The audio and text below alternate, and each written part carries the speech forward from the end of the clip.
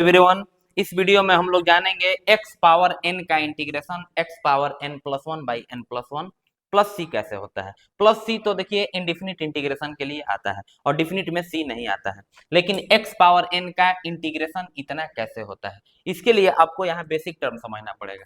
जैसे आपको पता है differentiation of sine x with respect to x, sine x का डिफरेंशिएशन x के रेस्पेक्ट में करते हैं, क्या मिलता है मेरे भाई, cos x मिलता है। अब अगर आप cos x को इंटीग्रेट कर दोगे तो फिर sin x मिलेगा, because the inverse process of derivative is called integral. अवकलज के व्युत्क्रम विधि को समाकलन कहते हैं। तो sin का डिफरेंशिएशन cos, तो cos का इंटीग्रेशन sin हो जाएगा। जैसे मान लीजिए आपके पास डिफरेंशिएशन ऑफ tan x है, तो tan x का डिफरेंशिएशन कितना होता है, sec स्क्वायर x है। इससे क्या मतलब निकल रहा है इंटीग्रेशन का, कि अगर sec स्क्वायर x को इंटीग्रेट करोगे मतलब integral sec square x with respect to x, then we have क्या बचेगा, tan x प्लस सी।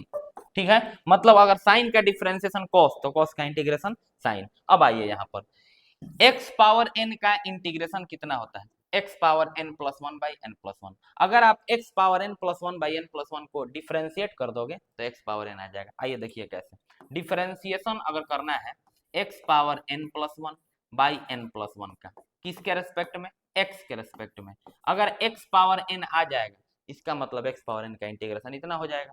तो देखिए n प्लस वन को यहाँ बाहर कर लीजिए, one by n plus one को, नीचे है ना, तो one by n plus one बाहर हो गया, कांस्टेंट है, क्या बच गया, differentiation of x power n plus one with respect to x।